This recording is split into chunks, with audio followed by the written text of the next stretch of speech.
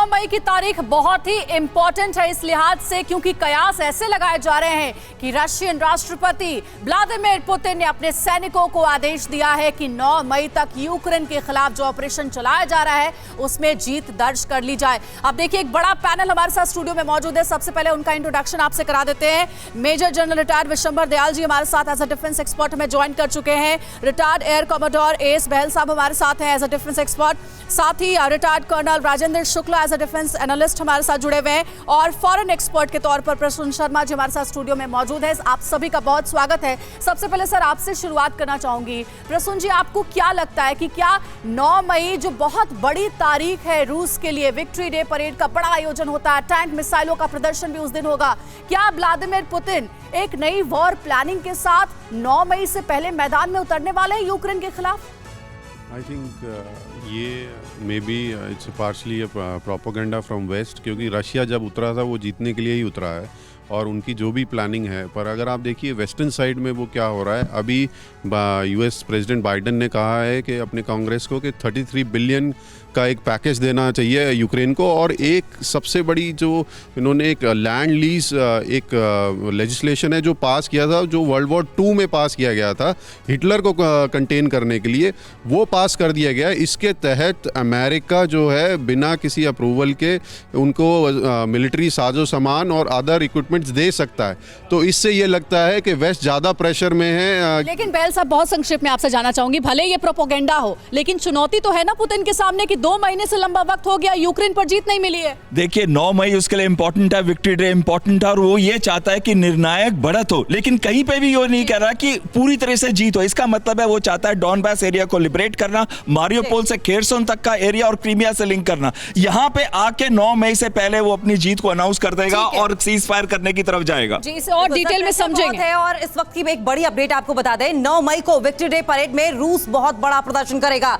Victory day parade में दिखाई देगा डूम्सडे प्लेन, 5th जनरेशन के फाइटर जेट का प्रदर्शन करेगा रशिया, स्ट्रेटेजिक और लॉन्ग रेंज बॉम्बर भी उड़ाएगा रूस। तो दरअसल आपको बता दें विक्ट्री डे परेड हर साल मनाई जाती है रूस में और ऐसे में रूस अपनी शक्ति का प्रदर्शन करेगा और इस प्रदर्शन के तहत 5th जनरेशन के फाइटर जेट का प्रदर्शन भी करने वाला है रूस। डूम्सडे प्लेन का प्रदर्शन किया जाएगा रशिया की ओर से विक्ट्री डे परेड में।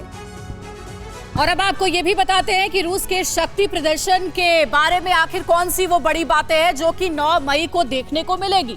9 मई पुतिन की विक्ट्री परेड में आखिर क्या दिखेगा, तो गौर से देखिए। ये ग्राफिक्स के जरिए आपको बता रहे हैं कि बड़ी ताकत दिखाई जाएगी रूस की ओर से, जिसमें MiG-31 fighter jet, IL-80 doomsday विमान, MiG-29 फाइटर जेट ये शक्ति प्रदर्शन करते हुए नजर आएंगे। साथ ही K-52 अटैक हेलीकॉप्टर, Mi-26 सबसे बड़ा ट्रांसपोर्ट हेलीकॉप्टर है और Mi-24 साथ ही Mi-28 अटैक हेलीकॉप्टर का भी प्रदर्शन किया जाएगा। वहीं IL-78 aerial refuelling tanker, Tu-95 MS strategic bomber और 5th generation fighter jet Su-57 का भी प्रदर्शन होगा विक्ट्री डे परेड के मौके पर। साथ ही Tu-160 strategic bomber, Tu-22M3 long range bomber और Su-35S फाइटर जेट का प्रदर्शन किया जाएगा। और रूस एक बार फिर से दुनिया को यह बताएगा विक्ट्री डे परेड के मौके पर कि हमसे पंगा ना लो। बिल्कुल, और रूस की सेना के शक्ति प्रदर्शन में सबसे ज्यादा नजरें जिन हथियारों पर होगी अब वो बताते हैं आपको। अंजलि ने बताया कि कैसे वो अपनी एयर पावर दिखाएगा, बॉम्बर से लेकर फाइटर जेट्स तक, ट्रांसपोर्ट हेलीकॉप्टर तक। लेकिन उसके बाद Iskander Yars S-400 missile system, ICBM launcher, air defence system, ये सब रूस अपनी इस विक्ट्री परेड में दिखा सकता है। MSTA ST-14 टाल्फन VDV artillery system, Armata tank mine protected vehicle, ये तमाम ये जो शक्ति प्रदर्शन ही कह सकते हैं इन तमाम हथियारों का जो रूस करने वाला है 9 मई को। लेकिन जनरल दयाल, क्या ये 9 मई केवल हथियारों के प्रदर्शन के लिहाज से ही अहम है या आपको लगता है नहीं पुतिन इससे बढ़कर कोई मैसेज देंगे इस दिन? देखिए 9 मई रशिया के लिए या एक्स सोवियत यूनियन के लिए एक बहुत अहम दिन था। लोगों को जोड़ने के लिए, लोगों में उत्साह डालने के लिए, अपनी विक्ट्री का एहसास करने के लिए 9 दिन तक वहाँ जश्न मनता है। हर साल मनता है, 1 मई से 11 मई तक जश्न मनता है। तो ये उस जश्न का हिस्सा है।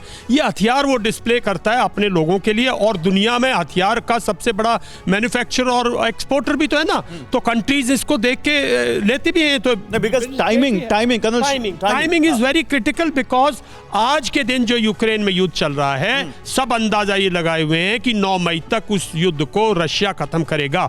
लेकिन मैं समझता हूं कि जो बेसिक उसके टैक्टिकल एम्स हैं वो अचीव कर लेगा, उनकी जरूर विक्ट्री करेगा। लेकिन अगर उस पर सैंक्शंस लंबी लगने का जैसे हमें अंदेशा है, तो वो कहीं ना कहीं इस युद्ध को उलझा के रखेगा। मतलब आप कह रहे हैं कि 9 मई को भी युद्ध खत्म होने जा रहा है, इसकी कोई यहाँ पे गारंटी नहीं है। अड़ी सोमवार से शुक्रवार शाम 6 बजे सिर्फ TV9 भारतवर्ष पर।